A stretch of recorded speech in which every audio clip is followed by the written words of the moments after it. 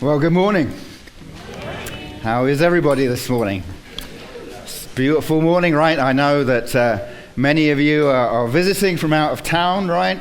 And maybe this is your first time in Portland. And you know what? The weather is always like this in Portland. Okay. Maybe you'll find tomorrow that it's not always like this in Portland. So really you need to enjoy this afternoon because it's pretty nice right now, right? We are going through a series and we're going to be in Exodus chapter 4 this morning.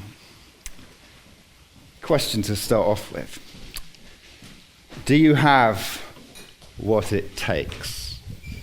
And you might be thinking, well, Bryan, what do you mean, do I have what it takes? I mean, I'm doing all right so far. I managed to get out of bed, have some breakfast, get my socks and shoes on and make it down here. So yeah, I think I have what it takes, right? But it's a kind of a question that we face every day, isn't it? Do we have what it takes? And we kind of tend to stick to areas where we feel like, well, yeah, I do have what it takes, right? And we don't like to venture outside of those areas very much because we like to at least pretend that we have some kind of level of competency in life. Yeah. Pretend, I said, Jeff. But then, sometimes circumstances or events or people come along that kind of blow that facade right up the water, don't they? And they kind of show us, well, perhaps we don't have what it takes. Got a little film clip for us to start off with this morning. Anyone like dragons? Maybe, yes. Maybe you grew up with it. Maybe you watch it with your grandkids. I don't know. But in this film, it's dragons too. And in this clip, Hiccup is explaining to Astrid about how he feels that he actually doesn't really have what it takes. So what was Hiccup's answer?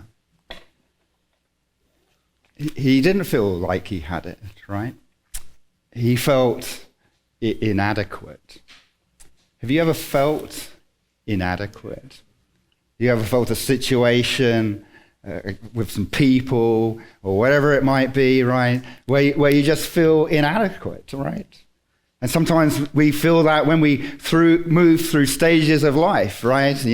Maybe you grow in school and you feel adequate, and then you move to college and oh my gosh, you feel really inadequate, and that you get comfortable there, and then you move out to the workplace, and on through life you get these stages where you keep feeling inadequate.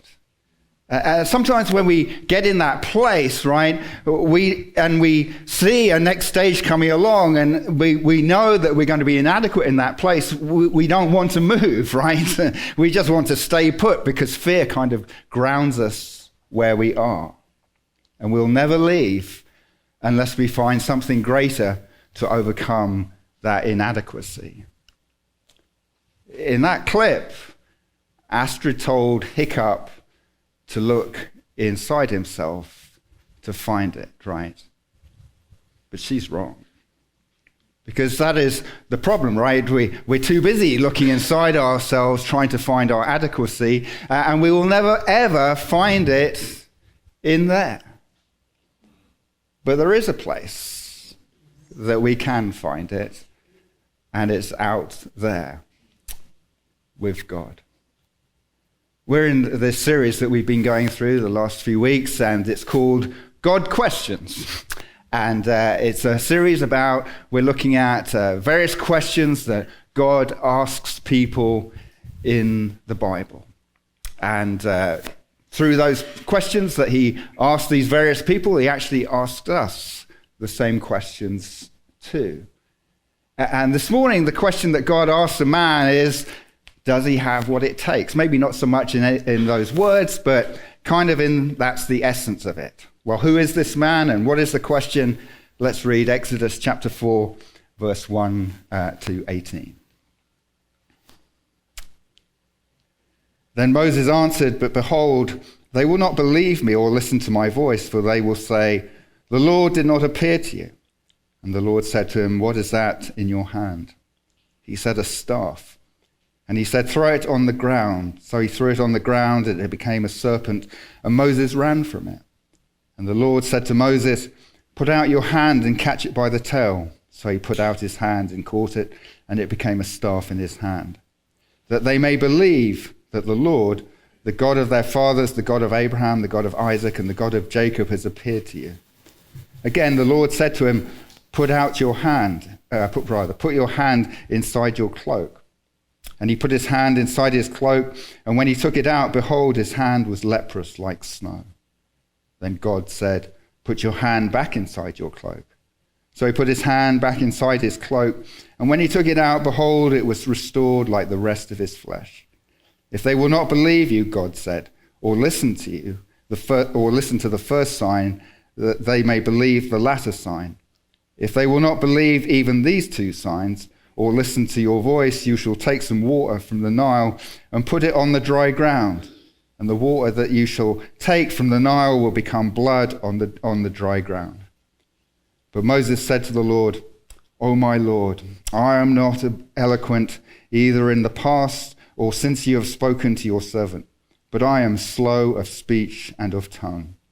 Then the Lord said to him, who has made man's mouth?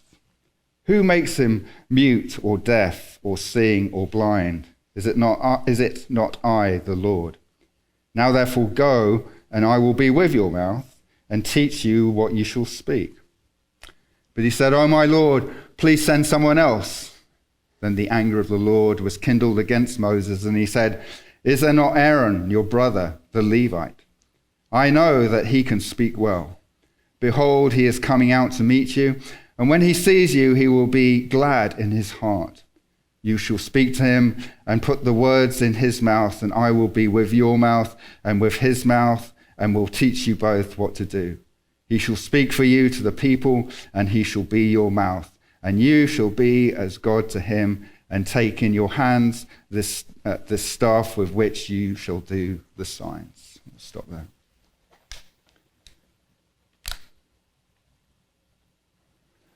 Let's just do a quick, brief recap of Moses' life up to this point. Because you may remember that Moses was born in Egypt, right? But he was not born an Egyptian.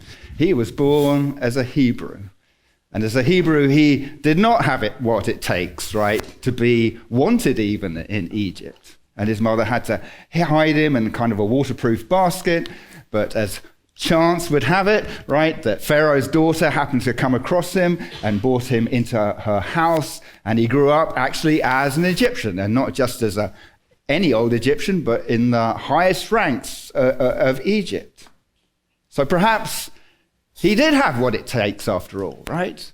Perhaps he was adequate. And then one day when he was about 40 years old, he was out and about, and he saw this Egyptian beating up on a Hebrew. And despite, growing up in Pharaoh's house, he still had his roots, didn't he? And they still tugged at him. And he thought, you know what? I have what it takes. I'm going to intervene in this situation. So off he went, and he ended up murdering, actually, this Egyptian. Next day he was out and about, and he saw a couple of Hebrew slaves having a little argument, and he thought, again, I have what it takes, right? I will intervene. And as he went to intervene, one of the Hebrews said, what are you going to do? Do me like you did that Egyptian? And suddenly Moses felt very inadequate, didn't he? Because he thought, if Pharaoh finds out, I'm toast. And so he did a runner.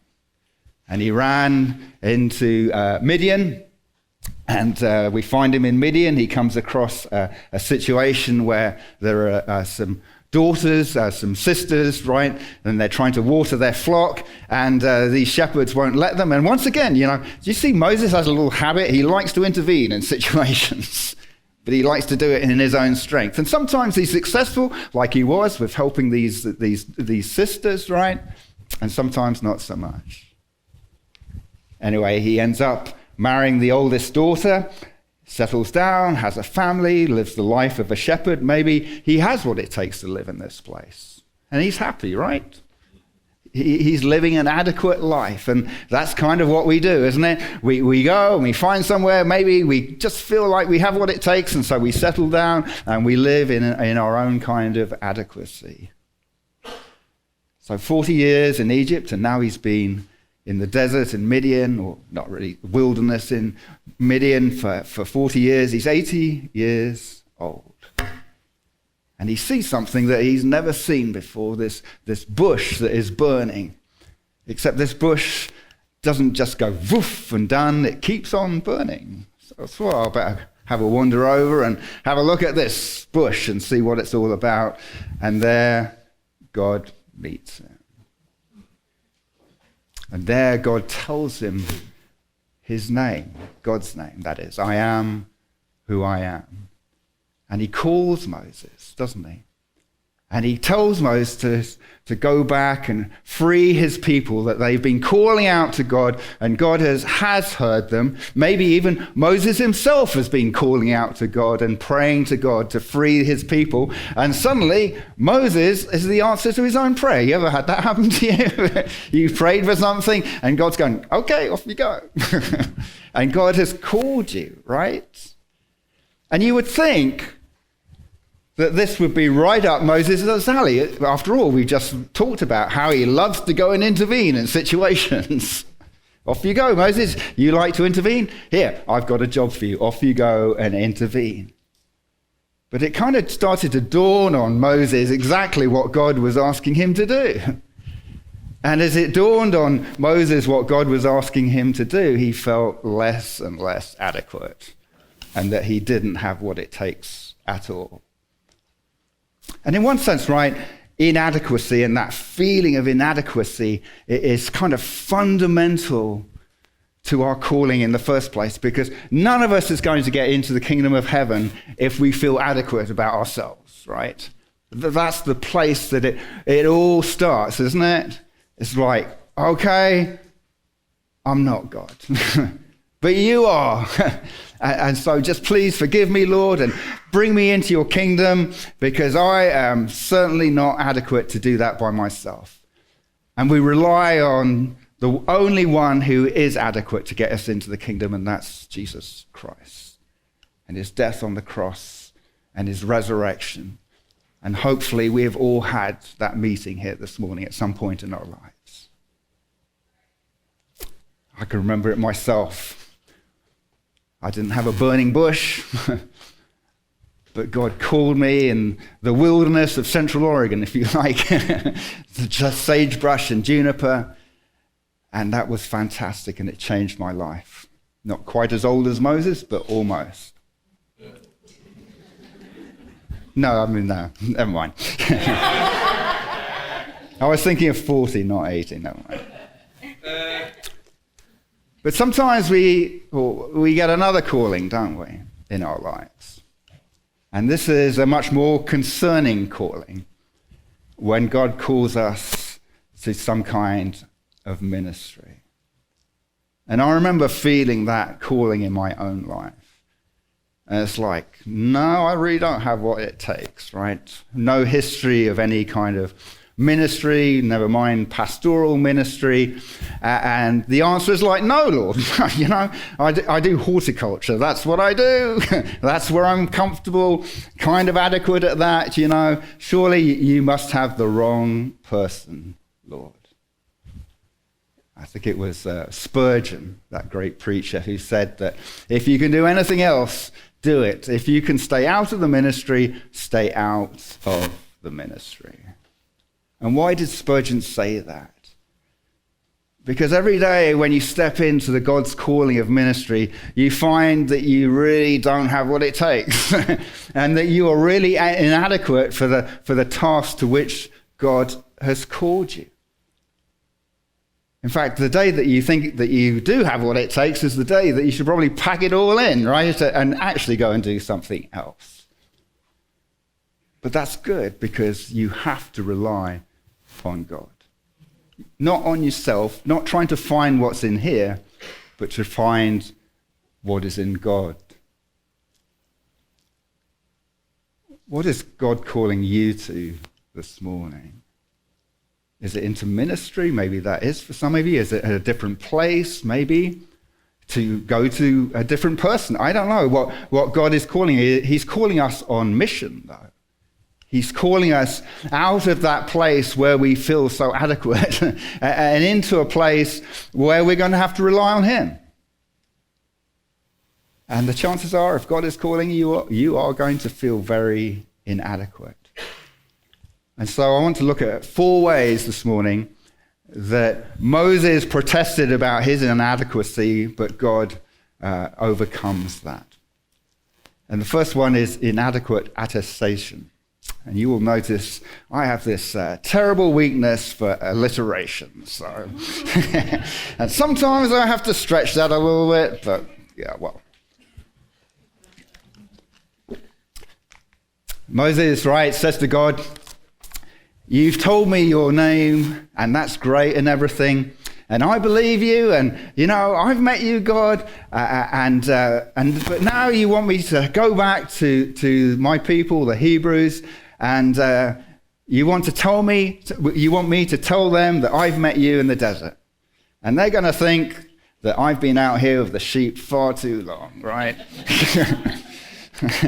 And God asked Moses, what is that in your hand? And Moses says, it's staff, right? And throw it down, and it turns into a snake. And Moses is like, whoa, as you would, right? And then God gives Moses this other sign about, he puts his hand in his jacket and it becomes leprous, and puts it in again and it's healed. And when he's to get back to Egypt, he's to take water and pour it on the ground, and it will become blood. And that will be his attestation, right? That he has truly met God in the desert. How do you attest to meeting God in your life? How do you tell people that? What sign do you give to tell someone that God has called you? What is that sign, right? How can you convince people that you have truly met God, and they think that you're not just smoking something? Because most of us don't have shepherd's staffs, do we?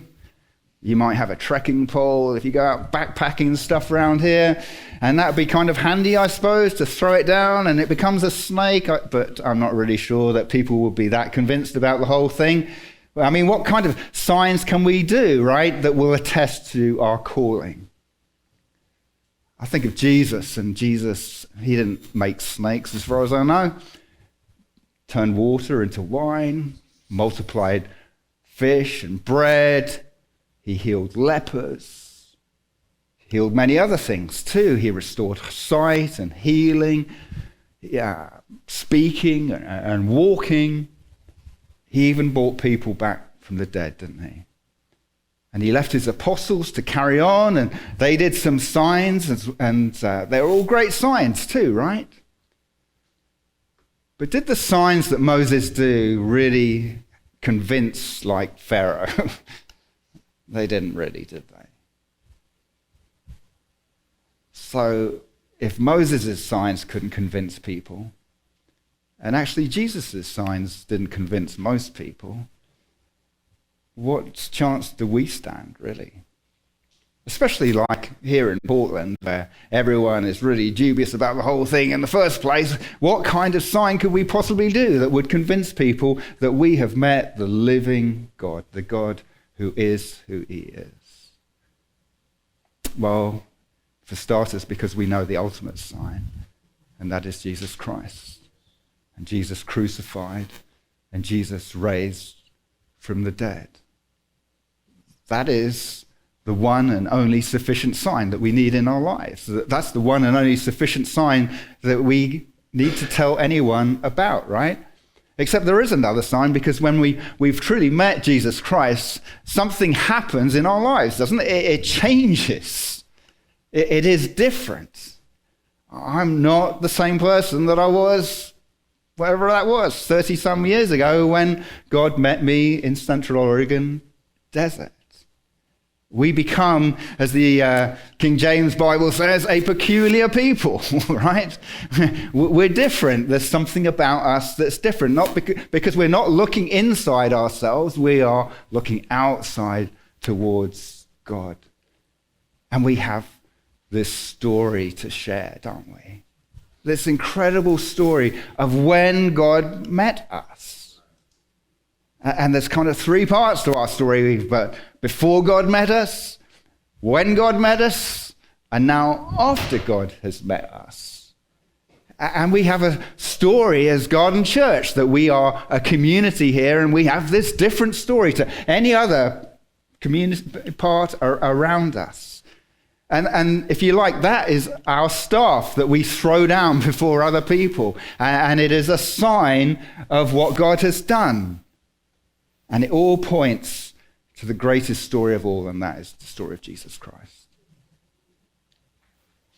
But perhaps this morning you say, well, that's great, Bryan, but my story is just kind of inadequate, you know?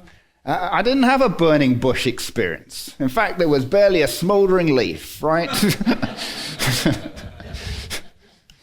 I grew up in church, and, you know, my parents were Christian, and my grandparents were Christian, and they, you know, and, I kind of met God. Yeah, I had that experience, and I gave my life to Christ, but it was no great shocker, you know, and things kind of just went on, and it's no great attention getter. And my story is just kind of inadequate. But remember, it's not your story that gets the attention. It's God's story that gets the attention. Or maybe you feel inadequate because you do have a story like Moses. Perhaps you never killed anyone, but you look back in your past and you go, yeah, it's kind of dodgy. And how could God possibly use someone like me? Because I've done this, or I've done that, or I'm this, or I'm that. And I have to go back to people who knew me, right? Back in the day when I, wasn't like I am today. And maybe that was Moses' fear of inadequacy, that he was going back and, yeah, we remember you, Moses, when you tried to intervene before and it didn't work out so well, so why should we believe you now? And perhaps we have that kind of fear of rejection too, right? And that's understandable because that is hard and that's difficult.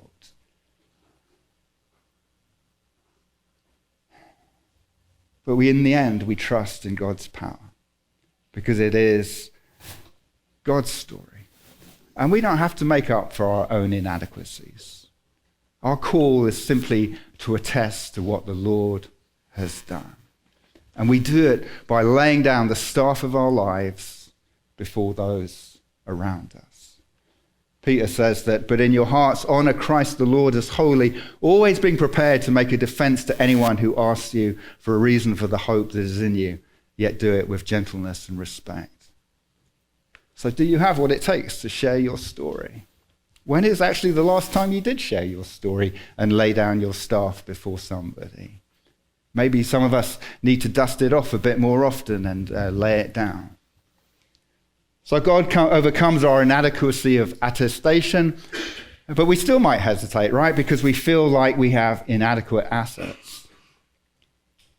So God sends Moses, he's 80 years old, back to face Pharaoh and his army with just a staff. Just a staff? That's all you're going to give me, my Lord? I know it turns into a snake and everything, but it doesn't really seem like that's quite enough for the job, does it? How much is enough to answer God's call?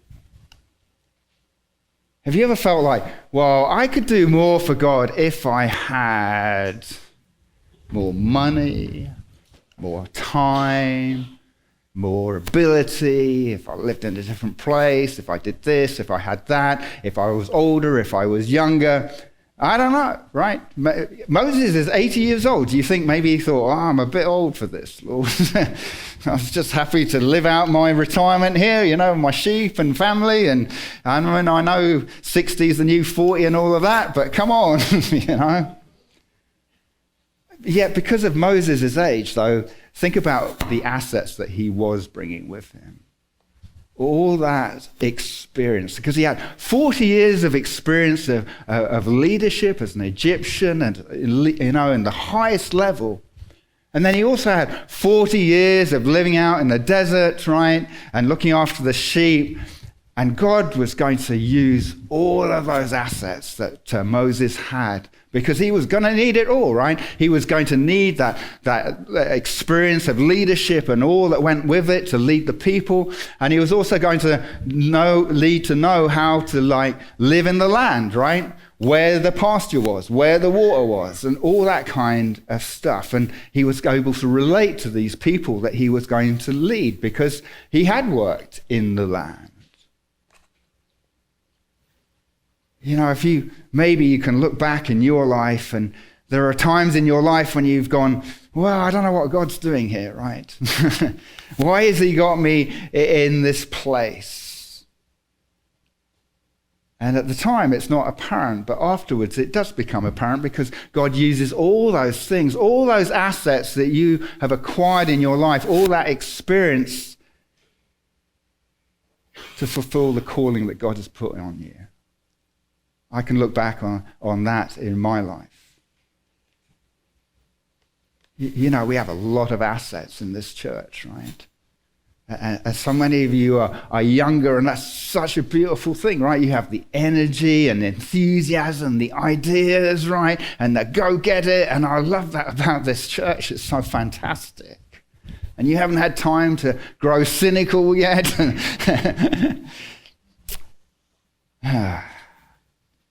But maybe some of you right now are just going, wow, I don't know where the Lord has me, but he has you where he has you, because he's growing the assets for the call that he's placed on your life. And sometimes God, right, does want us actually to get more, you know. Experience, right, I mean, that just takes time. But you can learn from other people's experience.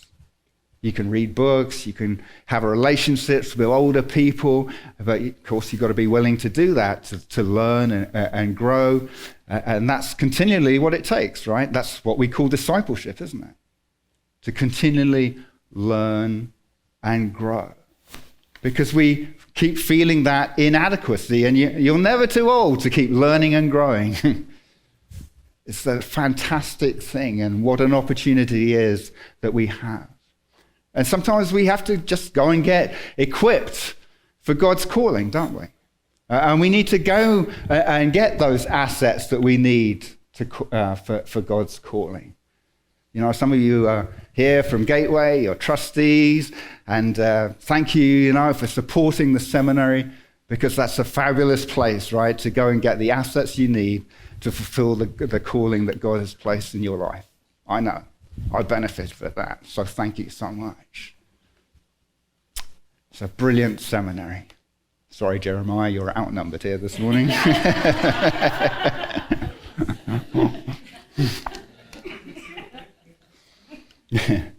But even that can seem inadequate, right?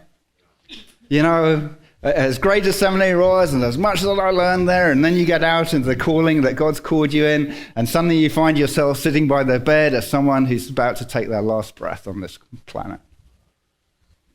Or maybe you're listening to someone whose life has just unraveled in a spectacular way.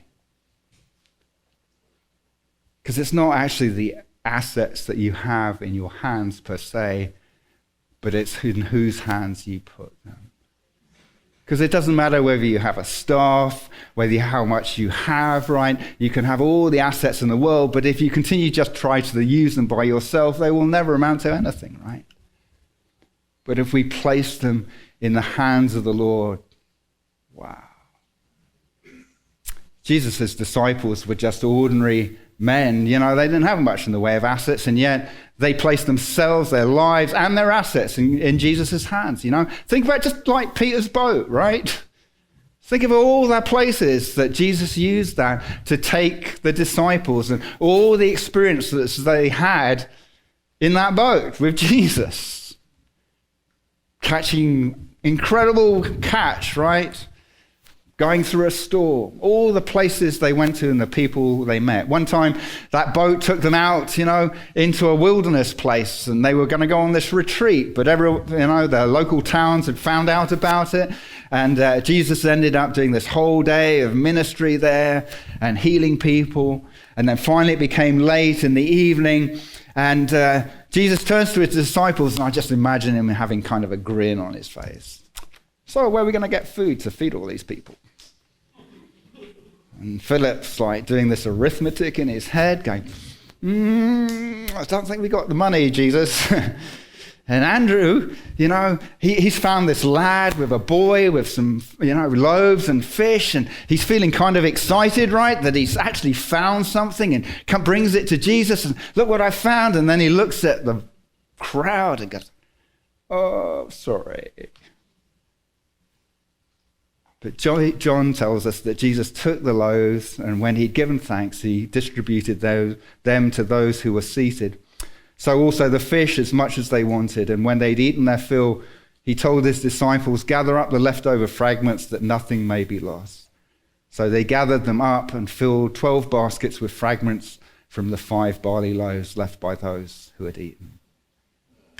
In the Lord's hands, our inadequate assets become everything that we need to fulfill the calling that God has placed in our lives. So God has shown us he is more than adequate for our attestation and that our assets. But how about when we feel inadequate about our articulation? Well, says Moses, I'm not that eloquent. I don't have the gift of the gab like my brother, right? I don't really know what to say. A few weeks ago, I had a dream. And in this dream, I was in London, as it happens, and I'd been asked to go and talk to a group. And I was not really clear about what I was supposed to talk about or who exactly it was, but I said, oh, well, I'll go along, right? And so I got on the tube, the underground in London, and got in the carriage, and I noticed, there was a lot of football fans. They were actually Arsenal supporters, which happens to be my team I support. And that was good, right? And so I was standing there listening to their conversation, and it's like, oh, we're going to go and hear this guy talk about football and Arsenal, and that's going to be great. And I was thinking, wow, if I didn't have this engagement, I could have gone and listened to that too, right? And then as they talked more, it became apparent to me that the person that they were going to go to listen to was me. And I was supposed to be giving this talk, right, on football and Arsenal and be this expert. And suddenly I started to become really, really nervous. Because I know some, but not enough to give a talk or anything like that. Anyway, we got to the stop and got up, and this place was like a massive arena. And someone met me at the top of the arena, and we walked down through these rows and rows of empty seats, right? But he assured me that not to worry, that in an hour it would be packed out. And we got down to the stage, right? And at that moment, I woke up in a cold sweat. And you can analyze all that for me later on. But some people, public speaking, right, and articulation is hard, especially if you're an introvert like me. I always like Jerry Seinfeld commenting on public speaking and how more people fear public speaking than they do death. And Seinfeld says, so that means that you'd rather be in the coffin than giving the eulogy.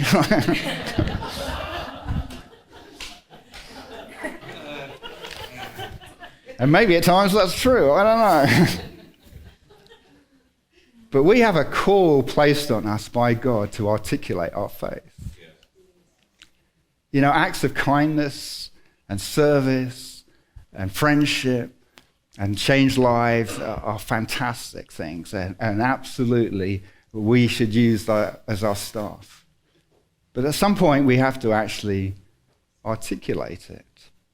We have to speak what we believe, right? We have to use words. And if you're like me, an introvert, that's hard, right? That's not so easy.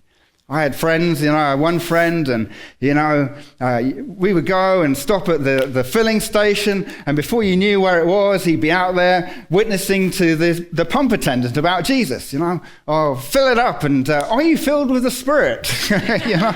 Do you know Jesus? It's like, wow, how does he do that? Some of you are here from Georgia, right? And you're going to have a week with Miriam, and we're going to be praying for you as you articulate the gospel of Jesus Christ to those that you meet on PSU. And we're going to be praying for you about that God gives you the words, that the Spirit gives you the words, that you will know what to say to that person when you meet them. Because we will feel inadequate. Well, maybe you won't, but I would. What do I say, right? How do I phrase it? What happens if I make a mistake? Perhaps this person won't go to heaven because of me, right? Because I wasn't able to articulate it properly. But of course, it's not really down to us, is it? It's down to God. Yes, we can learn how to articulate our faith better. And that comes often through practice, really, doesn't it? But we can also do that, right, through life groups that we have here as we look at the Word of God and know how to apply it to our lives and know how to speak it to those around us. I think Moses, he ended up being perfectly able to articulate everything, didn't he? He really was able to speak. And I myself have been through that phrase. I can remember the first time I ever preached. It was horrendous, It was a terrible, terrible experience, but gradually I grew. Actually, thanks to Jeff, he taught me to preach. So if you don't like my preaching, blame Jeff.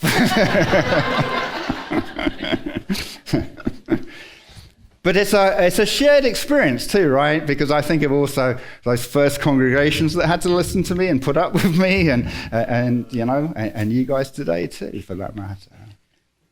And God uses us all together to articulate the faith that He's given us, right? And if you struggle with articulation, you can always just invite them to church, where they're going to hear about the faith through the songs that we sing and the prayers that we offer up and the word that is preached, because it is God that articulates it. Isaiah says that, "For as the rain and the snow come down from heaven and do not return there, but water the earth, making it bring forth and sprout, giving seed to the sower and bread to the eater, so shall my word be that goes out from my mouth. It shall not return to me empty, but it shall accomplish that which I purpose and shall succeed in the things for which I sent it." As long as we articulate the gospel, it will never be inadequate. So, we have attestation and assets and articulation, but what about inadequate accomplices? God was sending Moses back on his own, right? And Moses goes, send somebody else. I don't want to go by myself. And so God gave him Aaron to be his accomplice. What I love about Garden Church is that we are not on our own. I've pastored where I felt like it was on my own, and that's a tough place to be. But I am not on my own here. In fact, we have a wonderful, wonderful ministry team. We have Caleb, leadership and whiteboards, his gifting, right? Don't have to worry about any of that stuff. And Daniel, who leads us in worship, and Kyle, who does all our tech stuff, and Rachel, who's with the kids, and Emma, who's like our behind-the-scenes person there, right, putting it all together, and then, of course, Janelle, who has such a heart for us all, and prays for us all, and is concerned for us all. Jeremiah, who leads the life group. Faith, right? Faith, you just light up the world every time you come into the room. and Alex, who leads the life group, and Elizabeth, and all of you fulfilling your callings that God has placed on your lives. And we're not doing it alone, but we accompany one another together. And that's the way that a church should be, right? Because God has called us all to different parts and different bits to do to articulate his word in this community around us. Everyone who was involved in setup here this morning, you know. And we have a way in Garden Church where we accompany one another too. And we call this slurps. And for those who have not heard this term before, no, we're not turning into 7-Eleven, it's all right. But slurp stands for serving and listening and eating and resting and praying and sharing. And those are the things that we try to incorporate into everything that we do at Garden Church. All aspects of life. I think of Jesus' disciples, and they did life as a community, and Jesus sent them out in pairs. He didn't send them out alone, right? They went out as pairs. And Paul, he had partners. He had Barnabas and Silas, and then he had a team. And that is the call of God. It requires accomplices because we're inadequate on our own. We're not supposed to do it by ourselves. We will get into trouble because we do not have what it takes to do it by ourselves. You know, you see celebrity pastors that fall, and that's their problem, right? They suddenly think that they can do it by themselves, and they can't. But here's the best thing of all. Because God was going with Moses back to Egypt. Jesus told his disciples that he was leaving, but he wasn't going to leave them alone. He was going to send his Spirit to come in his place. He sends the helper. In fact, when Jesus put his calling on his disciples, he told them what? That he would be with them to the end of the age. All authority in heaven and on earth has been given to me. Go, therefore, and make disciples of all nations, baptizing them in the name of the Father and the Son and the Holy Spirit, teaching them to observe all that I have commanded you, and I will be with you always to the end of the age. Jesus is with us here this morning in our calling. So do you have what it takes? Do you have what it takes to fulfill the calling that God has placed on your life this morning? If you answer yes, you might want to look again. If you answer that I can find it inside, you might want to answer again. Because you won't find it inside. But you will find it in the power of God. And when we look to the power of God, although we are inadequate, we will find power for our attestation. He will give us the assets we need, the articulation we need, and the accomplices we need to go with us, which will be more than enough to fulfill the calling that God has placed in our lives. What is God saying to you this morning? We're going to play a worship song right now. And during this time, I just invite you to consider what God is saying to you and respond to what God's saying to you. I also invite you to grab the elements of communion, which are on that table over there, the bread and the juice. Go and grab them, bring them back to your seat. Don't take them yet. We will take them all together at the end of this song. But just consider now what God is speaking to you.